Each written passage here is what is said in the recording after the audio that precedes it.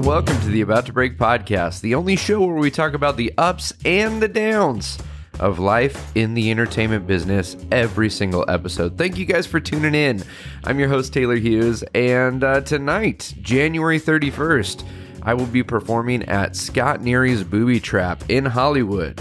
It's an incredible show. If you haven't been out to Booby Trap, it is the funnest show going in LA right now. Every single Wednesday night, it's wild, it's crazy, it's circus, it's magic, it's comedy, it's music, and it's happening tonight. Tickets are $17. However, if you are a friend of the podcast, which you are if you're listening right now, just shoot me an email and I will add you to the guest list. That's right. Go to abouttobreakpodcast.com, send me a little message, and I will put you on the guest list for tonight's show. You and a friend can come for free. I'd love to see you. Come say hey. Other exciting news, February 27th, that's a Tuesday night at 7 p.m., we are starting an About to Break Live monthly show. I'll let that sink in for a minute. That's right, folks. You asked for it. You got it. A live monthly podcast of About to Break happening at the Clubhouse in Hollywood. Lots of free parking, and also we've made arrangements to keep this show absolutely free. So you can come out to About to Break Live Tuesday, February 27th at 7 p.m. at the Clubhouse, and we will be keeping this going the fourth Tuesday of every month. So if you'd like more info about that, sign up for our mailing list at abouttobreakpodcast.com. We can keep you up to date on all those shows that are coming up. This first one's going to be rad. We've got Johnny Boehner, who you've heard here on the podcast. You also may have seen him on David Letterman. Just did Comics You Should Know About, and just killing it in every way. And also, all the way from Canada, I've got Wes Barker flying out just for the show. Amazing magician, super funny guy, and has like over 50 million hits on his YouTube page. So check out Wes, check out Johnny Boehner, and then check them both out for free on the 27th of February at the About to Break Live show. Again, if you want to keep up to date on all this stuff, please sign up for our mailing list. And we don't send you junk, but just once a week I send out a nice little email keeping you up to date on everything going on here at the podcast. I want to thank a couple of people. First of all, I want to thank everyone who's been reviewing us on iTunes. You'd be amazed how people find the show. A lot of times it's because they're scrolling through iTunes, they see the icon, they hear about the show, and they look at the reviews. And so when you leave a 5-star review on iTunes, it makes a huge difference. I want to highlight a review this week we got just last Friday from a guy named Boring George. George, you're not boring, you're awesome. George left us 5 stars and said this about the podcast. Well-conceived and very well-executed podcast. I'm addicted, and I love the storytelling, humor, real-life anguish, and more. It's the perfect podcast that is challenging me to keep creative and comforting at the same time. It's fantastic. Well, Boring George, we think you're fantastic. And thank you to everyone who's left a 5-star review on iTunes. It really does make a huge difference, and I'm so grateful that you would take the time. One last big shout out to all the producers of the show. Guys, you make this show possible. We could not do it without you. A lot of people ask, how do you do this show every week? How do you do free live shows? Well, there are costs associated. There's an immense amount of time that goes into this podcast, and to help offset that time and to offset the cost, we've got great producers. These are just friends and fans of the show who say, you know what, I can give $1 or more a month through Patreon, and that little bit adds up. So big thank you, big shout out to all of the producers. If you'd like to help us make this show possible, maybe you've thought about it before and you just haven't taken the time, you know what, it only takes about 3 to 5 minutes to go on abouttobreakpodcast.com, scroll down and click on Become a Producer, and you too can help us make this show possible. Thank you so much for helping me get these conversations out there, because I know they've been encouraging to me, and I certainly hope they're encouraging to you.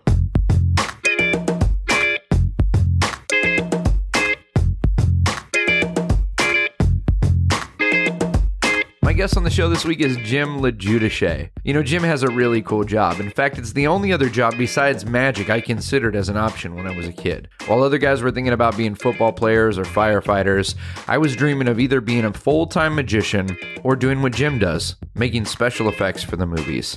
Specifically, he's a model maker, a prop builder.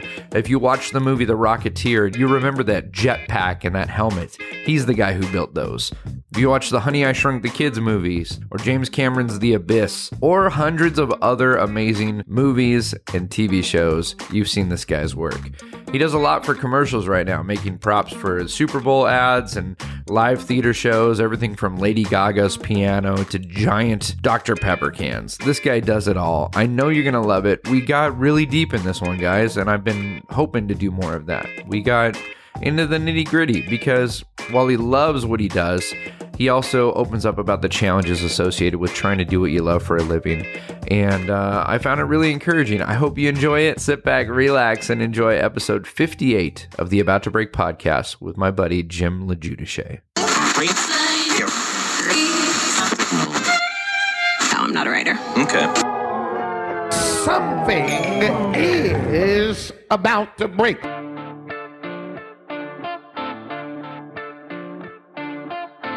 Hey everybody, welcome to About to Break. I'm your host Taylor Hughes, and I am so excited to be sitting down with Jim Logiudice. Thank you for being here, man. Oh, it's awesome. It's great to be here. I've told people this before, but I make a list on my phone. When I first got the idea to do this podcast, my thought was, who do I know who's in any sort of the entertainment business, any aspect, you know, behind the camera, in front of the camera, who do I know? And you were literally one of the first people I wrote down. Oh, really? And I've been doing this a year, and like a couple weeks ago, shot you, I think, a Facebook message and said, "Hey, Jim, Yeah.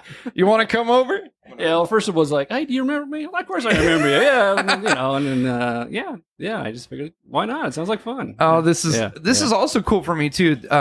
So you're the second person I've had on the podcast who's in more of like the visual design, prop management, like creating the scenery and the sets and the props in the movies. Mm-hmm. The other guy was my best friend when I was 8 years old, named Charles Wills. We used to call him Cody. Yeah.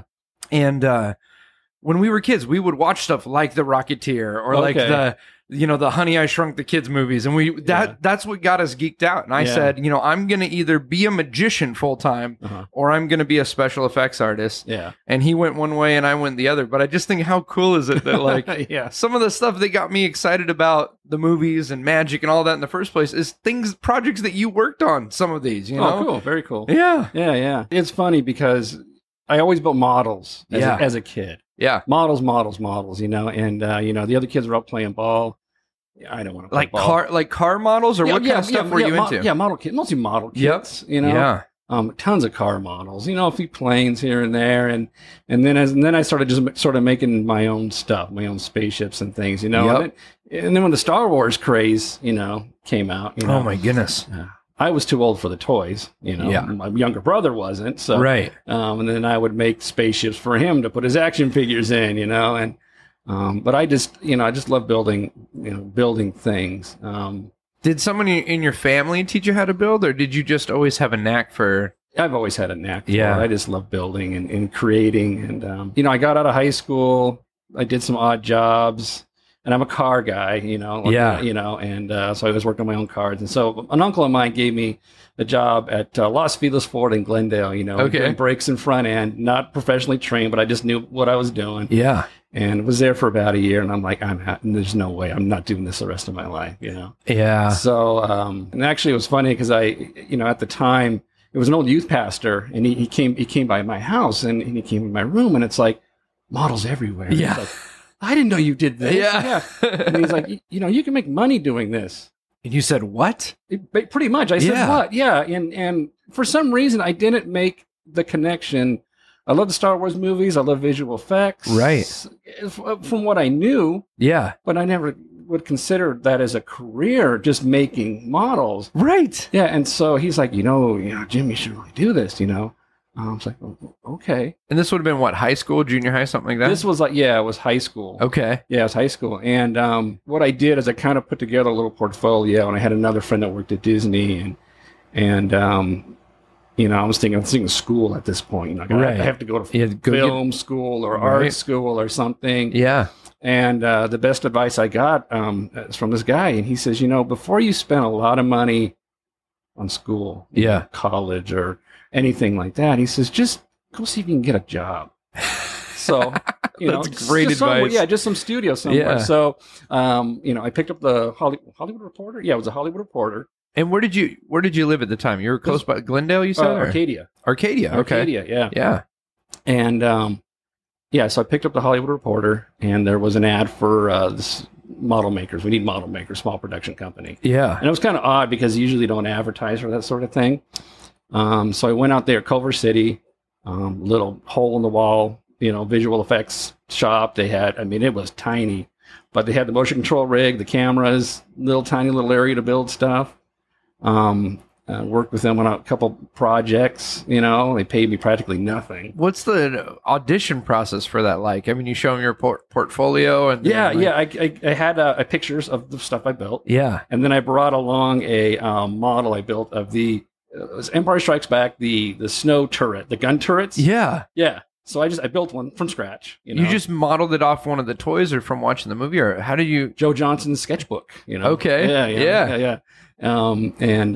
Yeah. Just scratch built it. And they hired me. Oh, great. Yeah, you can build. Sure. Why not? Okay. So I worked with a couple of guys and we did, I remember it was like a couple of commercials. And it was a Chicago music video of all things. Yeah. Which was really weird. And then from there, I met a guy that says, look, this other shop is gearing up. They're doing this big movie, James Cameron, that's got submarines and aliens and stuff, and you got to go and check was this place out. Abyss? The Abyss? The Abyss, yeah. Oh my goodness. Yeah, so that was my first. That was my first big. And that was with another group that was putting another studio. Company. Yeah, okay. Yeah, and they were in Burbank. And you just walk. What do? You just walk in and say, "Hey." Walk in, yeah.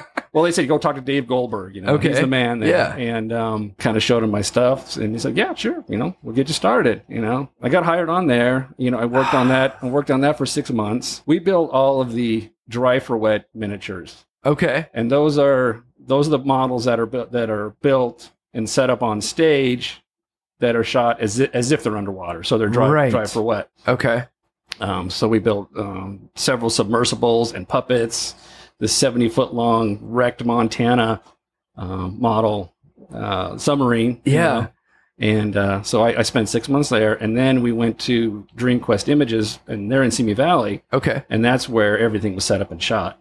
Got it. And I ended up working there for another 6 months. I actually kind of switched over. I was on their payroll, for 6 months. I spent a year on the project. Yeah. And then from there went back to this small company, which is called Design Setters. Okay. And this was back in 87.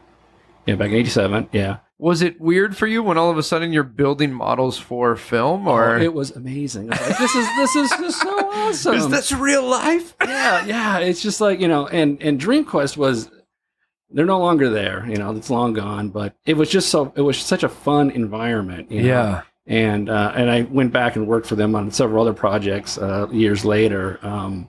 Worked on Flubber. Yep. What else did we do? 6 Days, 7 Nights. Con Air, that was a big one. Oh, wow. Armageddon. And is it generally like a studio will pick up an account for the whole film, or do they come and say, we need this piece built for this? Like, how do you know what I mean? Like, even when you have I think people wonder, like, how do you get connected to where people go, we want you to design this thing? Yeah. I was, model maker, so I worked in the model shop. The visual effects companies, they're the ones that will bid the job out. Okay. We're doing a movie, The Rocketeer. Yeah. Let's just say, and then several different companies will bid it out, unless it's a Disney film, and then Disney's gonna do it. They've got their own in-house guys. Yeah, and that's what happened with DreamQuest, is that they were doing a lot of movies for Disney. Okay. And Disney just basically said, okay, we just want to own the business because we just want to have you in our back pocket. Oh, wow. To do all this work. Yeah. Just kind of on call just to do everything. Yeah. I was there for many years. I kind of bounced back between those guys and Design Setters, which is kind of where I started. Yeah. And the interesting thing is that the guys that were at Design Setters, I'm still working with these guys today. It's almost 30 years later. We're now the group is now Vision Scenery. Yep. We're out in Sylmar. We don't really do movies anymore. We do a lot of commercials, music videos, lots of commercials. I mean, it's just one after the other. And it's crazy because I'll see something on a commercial and I go, I bet Jim had something to do with that. And then on Facebook or Tumblr, it'll end up there. Yep, sure enough he made those big Dr. Pepper cans.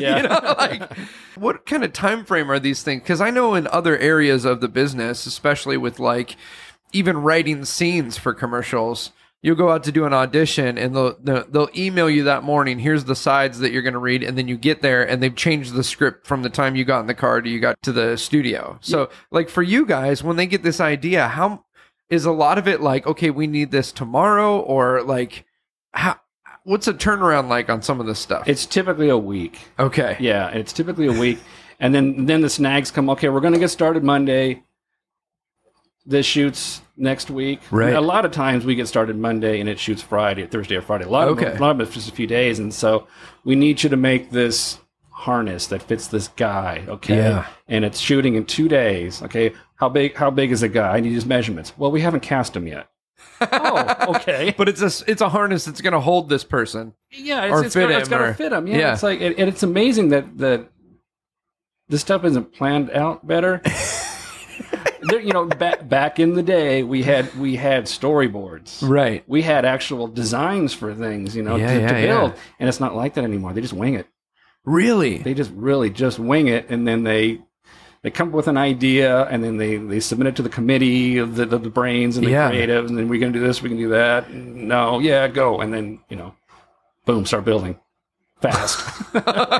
Yeah. And hope that it's what they wanted, because they didn't give you a storyboard that lays it all out. Yeah. The turnaround it's insane. It's maddening. Yeah. Yeah. How have there ever been moments where you've thought, oh, maybe I should have something that's a little less high stress or a little more consistent? I'm working on it. Yeah. Yeah. I'm done. I've been done for a few years now. Yeah. We were in Burbank, Western Studios. Yep. And really cool little location, cool shop. And it's Burbank, and Burbank's cool. Yeah. And then IKEA came through and wanted the property. Okay. So they bought the whole facility. We had to move. Oh, wow. Yeah. I say we. I'm not like an owner in the company or anything. I just been there so long. I run the model and prop department. Yeah. I've been with these guys. So we've got a place in Silmar. Okay. And it's even further drive for me. Yeah. Well, this is one of the things I wrote down to talk about, is because you and I live one city apart. Yeah. Pretty much. I mean, you're in Claremont. I'm in Upland. Yeah. And anyone in the business goes, why do you live there? Yeah. Because it's so nice out here. It's fantastic. Oh, it's like, it's funny. I was talking to my wife last night, and it's, a lot of things are just coming to a head in my life right now. It's like, I feel like I spend the weekends out here, and I feel like I'm in like this really cool mountain community. Yeah. And then I leave and I'm gone all week, and it's like, right. God, I just want to live here. I want to live in Claremont. I don't live out here. Yeah. So it's because, with the drive, I'm up at 5, out the door a little before 6. Yeah. And then I'm at the shop, and I'm pretty much, I can't get out of there till 6:30 or 7 because traffic's just horrible. So I don't get home till late, 9 o'clock at night. So that's my 9 to 5, my weekday. Yeah. But fortunately, I'm in a position where I'm in charge of my department, right? That I keep the weekends open. You can kind of preserve those for and I get a lot of flack for it from upper management and clients and stuff. And I'm sorry, guys, but I'm here. Yeah, long hours, every day, and the same with my guys too. I got, I have about 4 core guys that I work with for years, are just top notch. Yeah, and I just want to do the same for them. You know, and but I mean, the rest of the shop is insane. They work 7 days a week. They work all night, and I don't know how they. Yeah. But a lot of it's almost like they almost have to keep the doors open, kinda. You know? But I've been blessed to be able to kind of at least get my weekends free. Yeah. I get it, man. I mean, when I worked, years ago when I worked as a youth pastor, it's all hours. I mean, it is, Katie, people ask because I travel a lot now, and And that's how I make money, is I got to get on an airplane to go pick up a check. Yeah. And I'm grateful for it. But people say, they'll ask her, is it really hard for you with him traveling so much? And she's like, I see him more now than when he worked 5 minutes from the house, because it's so easy when you love what you do to say, I'm sacrificing for the, the greater good or whatever. Or even, when you're working with a team like that, a creative team, I understand the pressure of, well, I'm going to go home, but these guys are still going to be here. And you feel guilty. Yeah. You know? Yeah.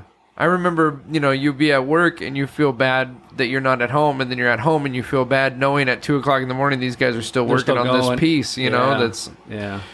So that's... Yeah, man, I get that. Yeah. And then, the drive, it's a long haul. It's a long haul. I mean, I love my car, and that's what kind of takes the edge off. Is I love driving that car. It's just it's a part of me. Talk about the car. I get to see. Oh, yeah. 1964 Volkswagen bus. It's single cab, so it's the truck. Yep. And I've always had old Volkswagen. I bought my first VW Bug when I was 14 years old. Mowing lawns, saving my money. I bought it, and my dad, in his youth was a mechanic. So together, he told me how to fix them up and rebuild engines and stuff. So since day one, it's a 64 Bug. Then I had a 68 bus, and then so I've had probably 3 buses, and now it's this single cab, which I've had for years now. It's so great, man. But it's they're so simple. I like the mechanics of it. Yeah. I like that there's this aircraft engine in the back, and I know that it's got I've got let me think here. It's 4 nuts. Yep. 6 screws, 4 wires. And I can have the engine on the floor and fix it. My dad taught me how to work on old cars. I mean, my whole life. He owned 9 different 54 Chevys, nice. A 53 truck, 67 Volkswagen bus. Nice. So I learned how to work on those cars. Yeah. I could not work on any car we have right now. Oh no, I don't touch any. I open it up and I'm used to, I remember my dad showing me, you open up the truck. Uh-huh. And you could see there was 5 things all separated, and then you could see the floor underneath. Yeah. And it's one of these 5 things doesn't work. Yeah. That I can do. You can just figure it out. Right. Yeah. Oh, yeah. Yeah, and it's, and when something's starting to go a little funky with it, I know what it is. I'll fix it, Yeah. And, but there's something about, some of my favorite memories are driving in old cars with my dad. There's just something about being in an old car. Yeah. In California, driving with you got the windows that pop up. Yeah, drive windows, the front windows wide open. And just getting that air in your face, and it's fantastic. And I'm not competing in any race. I'm just cruising. Yes, comfortably. Yeah, it is. It kind of puts you back in that mindset of why are we rushing? Where are you going? Just calm down. Yeah. People are just sailing by me on the freeway. Just go around, pal. No hurries, no worries. I'm just I love it. Yeah. I need that in my life. Someday we just, so this house, we bought this in October of last year. Oh, great. It was built in 1906. We're slowly starting to get it back to what it was. Yeah. And there's just something about it. I love things that have been around longer than I have. Yeah. You know what I mean? Cool, yeah. I see. I'm such a nerd, and I get so sentimental about things. But I found a coin the other day, and it was from 1932, and I went, "Holy moly!" This thing's been around longer than I have. It's probably going to be around after I'm gone. Yeah, and it's just fitting in my hand. And isn't that weird? Yeah. I just think that something about old cars and old houses and stuff like that. That just I think the frustration with houses is that it's the way they're built. Right. And, I'm sure you've gotten into plumbing, right? Yeah. I've had what was I doing? It was a bathtub that it was just rusted. And I pulled the fixture out. It's solid brass. Yeah. And this thing, I guarantee you, has never been redone or replaced. Right. And our house is built in 1965. Mm-hmm. Not crazy old like yours, but it worked for that long. Yeah. And then I'm looking at the new stuff. Right. This is plastic. Yeah. This is going to last maybe 10, 15 years. Maybe. Right. It's like, no. No. So I rebuilt the old stuff. Yeah. And put it back in. And it works just fine. And I just know that thing's going to be working for another, 50 years. It just is. Right. It's solid. Yeah. And this is interesting because in your career, you build things, but a lot of times it doesn't have to last very long. It just has to look good on camera or work or function, right? Yeah. Yeah. But then when you get into this other stuff, it's like, no, I want this to last. Like, I want this to last forever. Yeah. We were redoing our bathroom, and it started because I had a little leak, and I was like, what's this? So I took off one little fixture, and I went, that's not good. And then I had to take off the next thing, and I went, that's really bad. Until we ended up having to gut the whole thing. Yeah. And when you do that, you go, well, I'm going to do this right because I don't want to. Once there's a wall back up here, I don't want to have to go back in there. Yeah, never again. I'm going to fix it once. Yeah. I saw I knew we were going to be getting together. Yeah. And I thought about you the other day because downtown here in Upland, we were walking and I saw an old microbus. Oh, nice. And I told my girls, I was like, look at that bus. And I'd explain, that's rare. Yeah. Look at all those windows. Yeah. My daughter, okay, it's not running now, but she has a 71 bus. Okay. And then my other son, he's got a 71 bus. Yeah. I don't know if you saw pictures of it, but he was a huge fan of the Lost TV series. Okay. And on the show, the vehicle on the island were these 71 buses. The Dharma buses. Okay. So I made the Dharma logo that goes on the front. So cool. Just exact. We researched the color, and it turns out it's Laguna blue. It took a while to kind of figure out what they used. Yeah. And so we repainted it. How did you figure out what the color was? Lots of Google. It's like, okay. It was kind of like it came down to an old Porsche, and it was an old Porsche color. Okay. And then you got to look at different pictures that are labeled that color because they, obviously when they photograph it, it comes out different shades. And sure enough, it's like, that's the color. It wasn't a factory Volkswagen color. It wasn't, but it was a fleet color, and Laguna blue. Yeah. And so we did it up, and did you watch the series at all? The Lost series? I have never seen an episode of Lost. Okay. Can you believe that? Like, I mean, there's a lot of TV out there, but I should have seen that. Yeah. I mean, I didn't watch it when it was the thing on TV. I cut it later when you can just. Yeah. I did that. I had to do that with 24. I watched like 8 hours of 8 years of TV in like 2 weeks. There's an episode where they find the Dharma van in the jungle. Okay. And they got to jump start it. So they send it down a hill and they jump start it. And when they jump start it, the 8-track player kicks in. Okay. And it starts playing Shambhala's or Three Dog Night's Shambhala. Okay. And the song's going, and it's a cool moment, and everybody's happy and thrilled and stuff. So I went on eBay, and I found that exact 8-track player. And I'm like, what are the chances? So sure enough, I found the 8-track Three Dog Night Shambhala. Way. I found that, and so I got to give it to my son for Christmas. That is so cool. Yeah, so he's slowly just, and then there's in one of the episodes, they get trapped in polar bear cages. And they have these food dispensers that dispense they're fish biscuits. They're basically biscuits for like dog biscuits, but they're big. Yeah. So I made some cool prop fish biscuits, and he's got those on his dashboard and stuff. Yep. So he's. That's so cool. It's so cool to be able to take something like that you love and be able to use it to, take care of your kids and give them some joy. And man. Yeah, so I want to get back to, cause you said you've been done for a while. Yeah. What does that mean for you? What it means for me is, what am I going to do now? I've been doing, restoration work, Disneyland props. And I've seen, the posts of like the old school, and these are like original pieces. Yeah. That collectors have, or they're collectors, and they buy this stuff at auction, and they want to put it on display, but it needs work, right? And one of the favorite one, the one that I spent most time on, this guy, it's a Clay Hall. He's an animation director at Disney Toon Studios. Cool, and he has a original Autopia car. The 70s style Corvette looking ones. So cool. And it just needed some work. Some guy did a restoration job on it, basically built a chassis for it. Yeah. When you bought them at auction, all you got was the body. Really? There's nothing underneath it. It's just a fiberglass, or yeah, what? Just a fiberglass, because the chassis, those are still running at the park today. Those are the original chassis, pretty much. Yeah, they swapped out the engines and stuff, but they're still running the same chassis down there. They're that bulletproof. Oh wow. So I did a lot of things, repair work. The bumpers were missing because they're still using the bumpers down there. Got it. So I made some dummy bumpers that look exactly like the real ones. Yeah. And you remember the leather strap that you would strap yourself in? Yeah. That was missing. Okay. So I basically researched and then built into the leather strap and I think what's funny about that is that I got the strap, I got it in.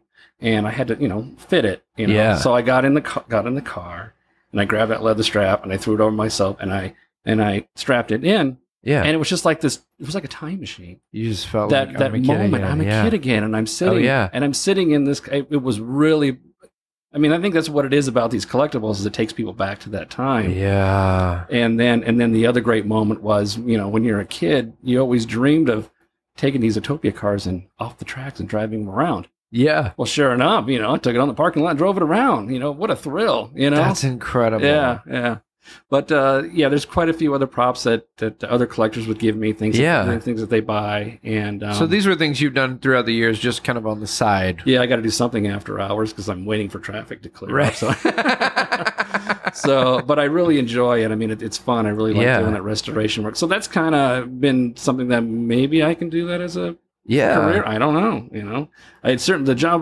The projects are piling up. I've got several that I've got these collectors that the guy, he's got a sea turtle from the submarine lagoon. Yeah, one of those big fiberglass sea turtles. Oh wow, it needs to be redone. It's like, sure, bring it on over. And that's incredible. Yeah. How much research are you having to do on these? Because I mean, they're wanting it to be like it was. Yeah. And maybe when they bring it to you, it's missing like the bumpers or different parts. Yeah. So you're having to go back and and it's fun. Figure out scale and all sorts of stuff. Yeah. So you still love building. Yes. It's just it's the hour. It's the pressure of it's like, oh, we're gonna build this cool miniature city. Yay! We got to do it in a week.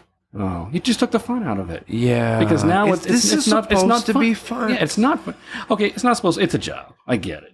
Right, but none of us did this because we wanted a job. Yeah. We did it because it's fun. It's fun. It's like you just took all the fun out of it. So that's a lot of and then of course the hours and then the drive and I'm sure there's moments. Well, you could speak to this, but there's got to be moments where you're excited about a project, but because of time restraints, you're having to cut back on what it could be, or you're making things this way because it gets it by, but it's not really the way you would want it to be done. Yeah, I do battle with the guys sometimes. It's like just it needs to be done today. We don't care about the backside. I don't care about if the paint's not perfect or there's scratches in it or whatever. It's going to look great on camera. That's all it needs, Yeah. And these guys love building too. So they're like, oh, right. Well, let me just finish this. All right. Yeah, that's a battle that I think anyone who is doing something they're passionate about for a living. Yeah. There's that challenge of how do you balance out, this is what pays, this is what brings joy points and, kind of makes you feel good about life. Yeah. And it's always that, at least for me, it feels like that teeter-totter, know? Yeah. So. Yeah. I personally like the sort of the quick builds where, I don't mean quick because of a time frame, but it's almost like just build to the camera what the camera's going to see. And it's almost like you're doing a painting, using the right colors, using the right texture, to kind of trick people and fool people as to what they're seeing. Yeah. And I really enjoy challenges like an effect. Like we recently did a Geico spot. It hasn't aired yet. Okay. It's coming. Yeah. But the gag is the guy is picking up, one gal's picking up a log, says it in front of the guy, and he judo chops it. Okay. Boom, right in half, right? And he repeats this like 6 times. It's like, well, how do you split a log with one chop and make it look like he's splitting a log in one chop? Right, totally, yeah. Yeah, so, and not hurt the actor's hands. And it's got to look like a log. Yeah. So, we got some real logs. Easy, go to Green Set or Jackson Shrub and get some logs. And we split them. But what I did was I cut a V slice out of so between the two splits, there's a V slice. Okay. And 2 layers of foam, soft foam on top. Okay. And then magnets to hold the whole thing together. So he can hit it, it won't hurt him. He hits it, he presses down on the V. Yeah. It immediately splits the log in half. You're good to go and bring the next one up, and then the magnets hold it together, so it'll work perfect, But it's that kind of thing that's fun. It's like, just how can we pull this off? How can we make it work? And it's like there's always some way to figure it out, Right. And there's never there's nothing that you can't learn that from a book. It's just a matter of kind of maybe knowing physics a little bit and just, kind of thinking outside of the box. Well, and having to figure out what's the right material for this build, or But when you were building stuff as a kid and you had all these models and you were making stuff that wasn't a kit, what were you building stuff out of? Cardboard and well, when I heard about Bondo, that opened up a world. Oh my God, you can mix it and it gets hard, and then you can sand it. Right? Yeah. So, in our shop since stuff is such a quick turnaround. Yeah. You got to have just about every material at your fingertips at any moment. Oh yeah. So it's just like it's like a hardware store with everything. Different soft foams, hard foams, sculpting foams. Fabrics, rubbers, Velcro, any hardware thing you can think of. Paints. We've got house latex paints. We've got spray paints. We've got little tiny bottles of paint. We've got automotive paints. And these are just all little tips and tricks you pick up along the way. Yeah, you'll be in a project and one guy on the team goes, "Oh, I had to do this before, and this is what you do." And then you go, "Oh," and you got that in your toolkit now. And your electronics, fully stock everything, anything you can think of, all your LED lights, LEDs and power supplies and servos and radio control gear. And switches, and then you got that stuff, and then of course all your regular building supplies and then when the idea comes in and it's like go, you just go. You just have to be ready at any moment. Any moment, yeah. And you can't hesitate in your business. I mean, there can't be any sort of there's a thing that I learned. Diana Zimmerman, her and her husband were like the stars of magic back in the 60s, 70s. They did everything. And she came and did this lecture for a group of us at the Magic Castle when I was like 16, 17 years old. And she said, if someone asks you, can you do this? Can you do blank? The answer is yes, and it costs blank. Yeah. And if they can fill in the blank of the cost, you will figure out how to get it done. Yeah. But in your business, that is, so much of it is like people are coming to you, right, and asking you to do things that don't exist, which is why your job exists. We can't go buy this at the store.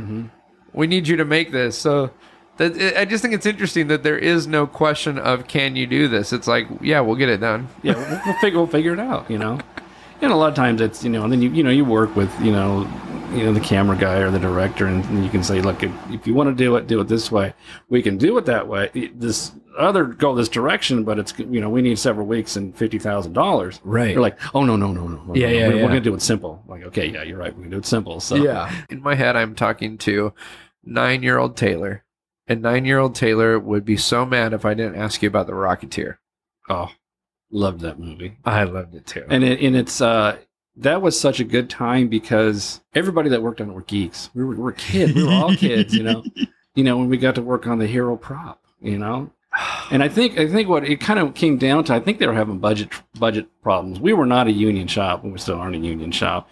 And but I think it started off with us doing some of the prototypes, some of the early versions, and then we got to bid on the final rocket pack. Yeah, and we got it. Not a huge budget, but we got it.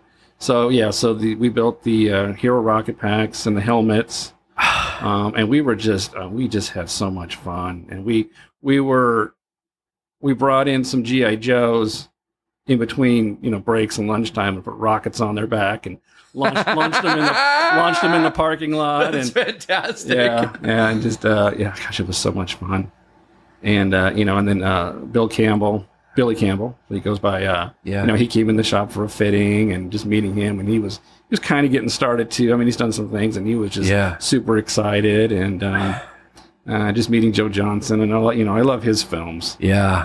He just does my style of film. It's fun and clean and just yeah. When you finish a project like that, and then you go to the theater, and you're watching the film, and you're seeing the thing that you had a part in making, what's that feeling like? It's cool. It's really neat. Yeah, and that's what's neat about the Rocketeer is that it was such a good time. It was such a good movie. Yeah.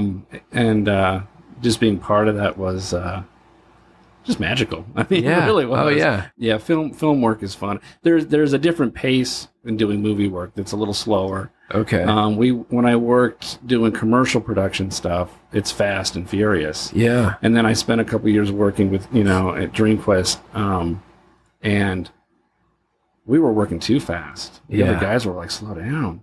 It's like, well, this is just, because it was time to kind of just really get into it and have fun building. Yeah. Yeah, those days are gone. Yeah.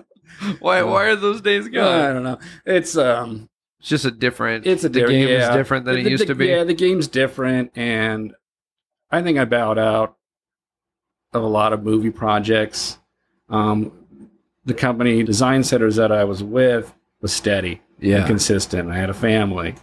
And just, I could have bounced from one studio or one shop, here and there. Right. Oh, yeah. These guys are working on, the next Terminator movie. And, right. I can sort of bounce around, but it's not, it wasn't steady. Yeah. Steady work. And so I think, this is good. It's comfortable. Yep. And consistent. And I can kind of set my own hours too, Yeah. There is that element of like some of the really cool stuff. It's kind of like the high risk, high reward. Yeah. But then, you'll have buddies, I'm sure, who work on some killer thing that you're like, that's a once in a lifetime thing. Yeah. And then for 6 months they're waiting for some work to come, else. Yeah. It's I like that you bring that up because there's so many guys who either don't have families or even more challenging is friends of mine or guys that I've met who have families and they just haven't figured out how to balance it, Yeah. And balance is probably a terrible word because it's never really, but how to make it work. Yeah. It was funny. We had, we're in the middle of some big projects right now. Super Bowl's coming. Yeah. So we've got 2 huge projects in-house. And, I had a production designer and a set dresser, and they were in my office. They hadn't seen each other in a long time because they're both on the 2 different projects. Oh, hey, how you doing? Great. Yeah. And as their conversation was going, they're like, I'm getting too old for this. Oh, me too. I can't, I haven't seen my family. I've been, been out of state, other countries, and they're just burnt. Yeah. I mean, they're burnt out. And it's like, so, yeah, the production designers are burnt. The set dressers are burnt, the model makers are burnt. It's just like, and it's, and I know quite a few designers that are not in the business anymore. They got out and doing whatever they're doing. And there's a whole slew of young designers now that come through and now it's like educating them as to what's, how to do things. Yeah. We've done quite a few of those Dr. Pepper spots with Little Sweet. Yep. And that's old school special effects. You've got Little Sweet, who's in real life is 6'1", right, and he's got to look like he's 3 feet high, right. And it's all about camera angles and forced perspective, and props and stuff. And these new directors, they don't know anything about it. Well, I don't say they don't. None of them. But there was this one in particular. It's like, well, there's your depth of field. If you're going to push them this far in the background, you got to hit them with light. Yeah, a lot of light. Like, right. Oh, what does that mean? And the art director that we were working with was just frustrated because he's old school visual effects. Right. He knows the camera lengths, the focal lengths. He knows how to place things and how to make the camera, make it work. And he was just frustrated because he couldn't. They weren't grasping the process. Yeah. Because they're just thinking more about just Well, we'll just do it on the computer. We'll just fix it in post. Fix it in post, yeah. Yeah. And it never, the thing is that, though, like, when it's done right and it's lit well, like, the practical stuff always looks better to me. Yeah. Than the CGI. Like, yeah. It just, I don't know. The movie, the go-to movie for in-camera special effects is Darby O'Gill and the Little People. Okay. Have you seen that movie? No. Darby O'Gill? Darby O'Gill and the Little People. Okay. It was Disney. Okay. It was, a Disney production. And it's leprechauns. Yeah. And, in the live action world, it stars Sean Connery. Okay. And Janet Monroe. But there's all these shots where the live action was interacting with the little people. Yeah. And these were in-camera shots. Oh, wow. And you watch the film, and you're completely blown away. It's like, how did they do that? And you got to pick up the DVD. Okay. And watch the movie. It's fun. It's just a lot of fun. Yeah. And then they got a little behind-the-scenes thing afterwards. And they show some studio sets where they've got the actor up close who's full size. Yeah. And then they've got the little guy who needs to look little, so they push him way far in the background. But you got to hit him with light. Yeah. A lot of light. Right. And they say that they blew the main breaker in downtown Burbank because the studio was using so much power to get these shots. Yeah, whatever it takes. Yeah. But I mean, they're flawless, and they're just like, yeah. You guys did that without any. There's something about the old school before we had all the tools. Yeah. I just talked the other day. I was at an event and I meet this gentleman and he's just a nice guy and I'm hitting it off and we're talking. I had just performed and he was a very nice guy. It was a corporate event. And I've come to find out his name is Ben Burt and he's the sound engineer for all the Star Wars films. He's the sound created the lightsaber sound and R2D2 was the voice of Wall-E, like Ben Burt, yeah. And I'm talking to him and like he's telling me about because I totally fanboyed him at that point. Yeah. But he's telling me like how they came up with this sound and how this and it's all old school. Like we found out if we rattle this kind of can with this and throw it at a window, it makes this sound. Like there's something about that I think is part of what movie making and film and all of that. You got to have a little bit of that stuff that's like, I can't believe we pulled it off. Yeah. And that kind of goes back to figuring something out, Yeah. The shot, like food's difficult, right? To try to stay away from doing food. But at the same time, it's a little bit of a challenge. Because it just doesn't last or like... It just doesn't... Food's hard to replicate. Yeah. And so we needed some sherbet. Yeah. In a container. It can't melt. And it's got to look like the real thing. And it has to look like the product. Yeah. So, sherbet, it's kind of, it's kind of gritty, but it's kind of translucent. And I used Vaseline and salt and a little bit of color tint. That was it. And it worked. It worked perfect. Yeah.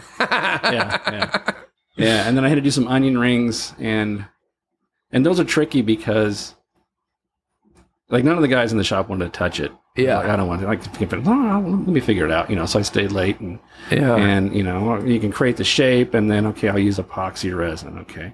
But it's got to be crispy and whatever I mix in it can't be absorbed in the resin because usually the fillers we use in resin kind of either, thicken it.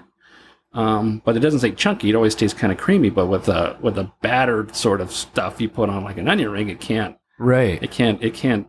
absorb into the resin. Yeah. So, what does, urethane. The urethane and the epoxy aren't going to mix. So I got some urethane foam, crushed it up real fine, mixed it with the resin and to a certain consistency that was just like crispy batter. Yeah. I put that on, I tinted it to kind of a base color, put that on, looked great. And then the final glaze gave it that sort of baked look and, it's Red Robin TV commercial, sitting in front of a tower of onion rings, and and they're teetering. They're like, they're teetering. Yeah.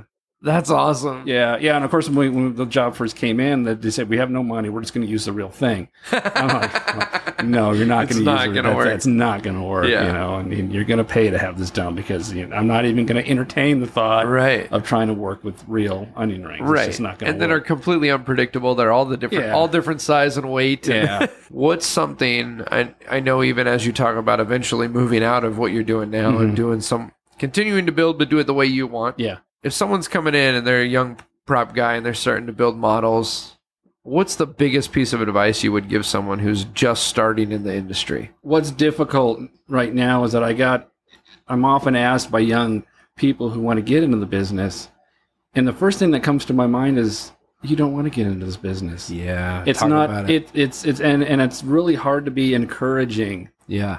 It really is, because but maybe for them, it's not a big deal. Maybe they don't care if they're working all night or long hours. They think it's fun. Right. And it's really not fair for me to say that. But that's what I'm thinking, you know. Right. You know, my daughter, she worked with me for about 6 months. Yeah. And she's real talented, just, you know, starting, and she's a good painter. Yep. And, you know, she worked in the shop. It was a blast. You know, I got a really good relationship with my kids. So it's a lot of fun. And she just says, Dad, I can't do this anymore. Yeah. I'm too young. You know, she's, you know, early 20s. And it's like she's basically giving up her entire life to come work. She has no life beyond this. And she says, I just can't do it anymore. And I totally get it. And my youngest, you know, he worked with me for a little bit. And the same thing with him. It's just like, you know, they got friends. They got other things they do, you know, and so that's what made it hard, you know. I think that if we lived closer, then I could, you know, I could say, you know, just work 8 hours and go home. Yeah. Or work half a day and go home. Right. But it's not like that. It's like, well, you're going to carpool in with Dad. Right. And you got to leave really early. And you're not going to get home until 8 o'clock, you know, 9 o'clock at night. And they're just like, no, I don't want that life. Yeah. And it's kind of heartbreaking, because I know that they'd be really good at it. Right. And I don't know, and maybe if they were really ambitious enough to maybe get their own, you know, not get their own car, but, you know, drive on their own and do it. But then again, it's still the same kind of thing. Yeah. You know, so and I'm not encouraging them to do it. I'm just not. Yeah. You know, and maybe I shouldn't be that way. You know? Well, I like where you're thinking too, because it's not saying you can't build. Yeah. Or you can't create. Yeah. But maybe you've got to think outside the box in what industry you do that in. Yeah. Every line of work, there are sacrifices that you have to make. Yeah. And maybe someone goes, hey, I do want to work 24 hours. You know, it's like people who have done Saturday Night Live. Mm-hmm. That show, the way they work is insane. Yeah. And they don't need to work that way. Yeah. But it's all the same model they were using when, you know, it was the 70s and everyone was on coke and couldn't sleep all night, you know? Yeah. But you got to make a choice. Do you really want to do that? Because this is what it means. Yeah. You know? The other thing that's hard, too, is that there's a lot of guys that just want to get their feet wet and get started. Yeah. But it's like the turnaround on these projects are so fast. It's like, I can't really use you because you don't know what you're doing, but then again, you don't know what you're doing because you haven't had the experience. That is Hollywood. Yeah, and it's like, nobody wants to hire anyone who hasn't already done it. Yeah, yeah. It's like, if you can jump in and just start cranking, I can use you. But if you're gonna, you know, they want to be an intern or just hang out and stuff. And I was like, well, now it's just kind of like you're in the way. Yeah. If it was a big project, like say, you know, if we were doing a movie project or something like a big miniature city, and you could throw some people in here and there and just let them work. But but I would say 90% of the stuff we do it's got to be done quick. It's got to be done right. Yep. You know, it's got to be done fast. So it's a challenging industry. Yeah. What's the biggest thing, or the biggest seems kind of like a high pressure thing, but what's one big thing you've learned being a dad and having a family that maybe you didn't always do right, but you've done right at sometimes and it's been good? You know, that makes sense. I don't want to put the pressure on it of like, because we all wish we did things differently at different times, but like you said, you have a good relationship with your kids. Why is that? What did you do that made the difference? What did I do? I got to think about it, but I really love my kids, and they're fun to have around, and they're creative, and they're fun, and they're funny. They're all still at home. Yeah. You know, I got 20, 25, 27. Yeah. My daughter moved out for a little bit. And then she's just kind of struggling. I said, your room, we haven't even done anything with your room. Just move back in, save some money. So she's back, and they all get along. We all have a good time. Yeah. It's like, sure, why not? Stick around. But and it's interesting to seeing they all have different abilities and different interests. Like my youngest, he and I are very much the same. Yeah. And he's using my tools and losing my tools like I did when I was a kid. He's using up my materials and supplies like I did when I was to my dad when I was a kid. And, so we're very much the same in his sort of creative edge, And my middle son, he's a computer genius. Yeah. Computer genius. He just blows me away. Yeah. And then my daughter's, she's artistic, and her and I are a lot alike too. And but we just have fun together. Yeah, we really do. And my wife is, we're going to be hitting 30 years now in marriage. Congrats. Thanks. And it's rare these days, apparently. Yeah. But we're all, really, really been blessed. I think we're a real tight family. Yeah. Not to say that it's perfect, Right. But it's all good. Yeah. It's all real good, So I'm kind of, I have thoughts of, well, if I can do some kind of restoration work or just work out of my garage shop, because then I can just employ, right. The two kids work right there at home, work together. Totally. Yeah. So we're, kind of been thinking about that, and I think, what other kind of work can I do? I was like, magicians need props, right? Yeah. It's true. Yeah, it's true. We'll talk off mic on that. Yeah. I've made a pile full of ice picks. David Blaine used to stick through his hand. Totally, yeah. And when I first got the project in, I thought, this is. Oh yeah, he does the trick with the cups and the and the spikes and things. And then we're getting into it, and then he needs more of these. These ice picks. What are you doing with this? It's like, well, he's putting it through his hand. Like, really through his hand? Really through his hands. Like, wow. And, then I got on the phone with him, and, he really liked what we came up with. And says, but you got to be, I don't want anybody touching the tips of these things, Yeah. They got to be real careful. I want to trust you that you're not going to dull them or bend them or anything. Right. Like, oh, yeah, no problem. That's not magic. That's torture. I don't. Yeah. Yeah. Oh yeah. Like, that's what people freak out about David and the stuff he does, which is amazing. But it's a mix of.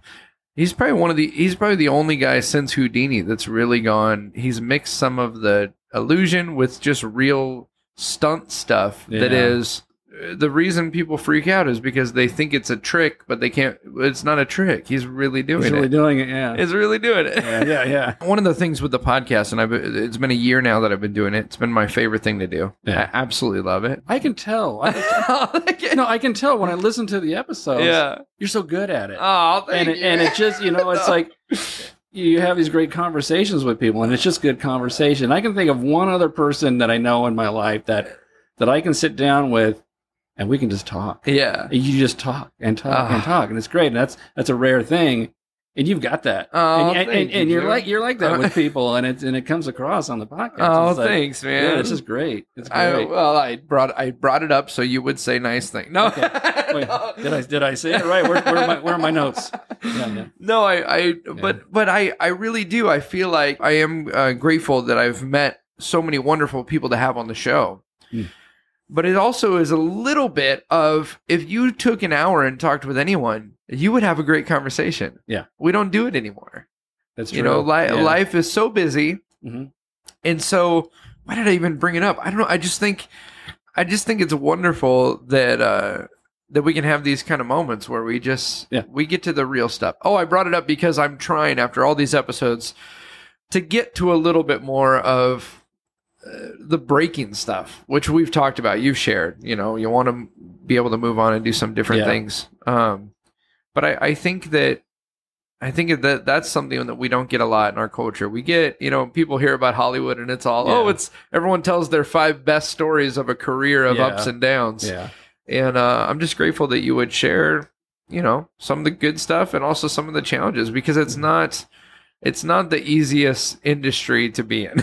No, it's not. But I have to say that I've been really blessed with a good group of guys. Yeah. And, steady work for the most part. Yeah. And I'm going to say it. I'm just going to say it. I'm going to toot my own horn. I'm really good at what I do. Oh, yeah. I really, I am. I think outside the box. Yeah. I know what it takes to get from point A to point B. And I know how to just get the guys on the same page. Yep. Each one of them has their own sort of special talents, and Scott, you're going to do this. Trevor, you take care of that. Aaron, you're on that. Yeah. It all comes together, and we hit the deadline. Yeah. Yeah. And just knowing what corners to cut or where to make it shine, and make it impressive, and make it look like money when it needs to look like money, and do it down and dirty when it needs to be down and dirty. But at the same time, I'm burnt out. Yeah. And just get it, man. Yeah. Just it's like, I've done it, If it wasn't an issue of money ever again. Yeah. You find out you've got some rich uncle you never knew of, and he gives you all the dough. What do you do with the rest of your time? Okay, this is going to take this conversation in a completely other direction. Okay, you've seen my puppets. Yes. Okay, I absolutely love creating these puppets. Yeah. And performing with them. Yeah. And it's not something I'd ever want to take on the road. I'm not that kind of person. But building these characters. Oh yeah. The robot, the tiki guy. Oh yeah. And in my mind, when I loosely write the shows that we do for the kids, I'm laughing. I'm laughing at myself all by myself. He's in there in another room and he's laughing, all by himself. Yeah. And I would think that that's what I would do. We made a run at trying to produce a DVD. Yeah. It came out okay. Yeah. I've seen worse stuff on TV, but it's not. It's not something I would say. Hey, look what I did. Yeah. Because it was a lot of work. Yeah. And it's a lot. It's so much work that I got to work. I can't play. I can't do this. Yeah. But if money were no object, I'd love to just create some videos with these puppets and these characters, and they just crack me up. And in my head, I've got all kinds of just scenes and gags and adventures and stuff. I think it'd be a blast. I love it. For those of you who are listening right now, what a weird segue. I mean, that was bizarre. Yeah. Hey, everybody. Until I saw Jim's puppets, was never a huge fan of most puppet stuff. I love the Muppets, and I cried when Jim Henson died more than when family members died. But when I saw what you are able to do with puppets, it's a different thing altogether. Yeah, it is an art form, and there is no. I think one of the challenges that I've always had when you see like a puppet show is any theater, any show, any creativity, you should be able to suspend disbelief.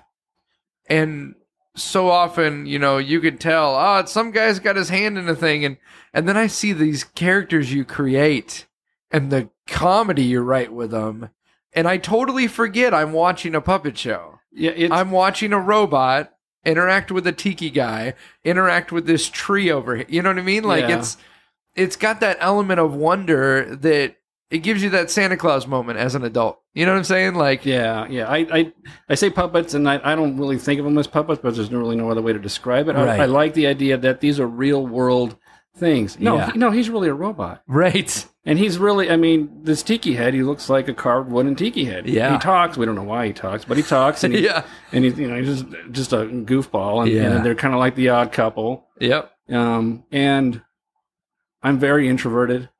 I've never spoken on stage or given speeches. It terrifies me. But you're able to let that part of you out. I can do anything with the puppet. I can sing with it. I can dance with it. And I can sing with it and just have fun and ad lib and make things up. But why can't I? I can't. I am terrified of getting out in front of people. Wow. There's got to be some psychological condition or something. I think we all have it. I don't know. No, but I seriously though, it's really weird. It's interesting though. Maybe because I'm just so horribly self-conscious, and I know I am. that I'm not comfortable because the people are looking at me. But what they're not seeing, it's not you. It's a character. They're not seeing me. I'm doing, and I can, I can be, Skylar the robot, or I can be Yoda, And one of my favorite puppets, it's Mrs. Butterworth. It's just the off the shelf thing with a stick on it, but I can do her voice as like Mrs. Doubtfire, and she's hilarious. But yeah, it is weird though, and I really love doing it and interacting with the kids. Yeah. And it's one of the things too. I mean, even you're able to see a reaction to something you've created instantaneously. Yeah. There's an audible response. Even if you're behind a curtain, you hear what you've just done and what that means to someone else. Yeah. And as much as, I'm sitting here and telling you, I watched The Rocketeer. It changed my life when I was a kid.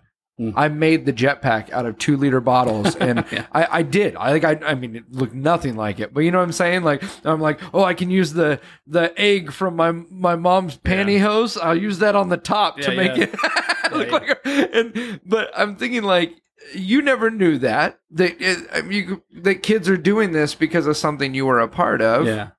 But when you do the shows and you're there, you get to hear. There's got to be something. Yeah. Very tangible about that. Yeah. And I especially love I get the adults laughing more in the background. That's what's fun. Yeah, because a lot of the jokes just go right over the kids' heads. Yeah. And they don't get the references and stuff, but that's they just enjoy I don't know. Sometimes with kids, you can just have the puppets hitting each other for 5 minutes, and they'd be laughing and giggling. But right. But you get some of that humor that goes over the kids' heads, but the adults are like, "Thank you for caring about us too." Yeah. So we are also here. Yeah.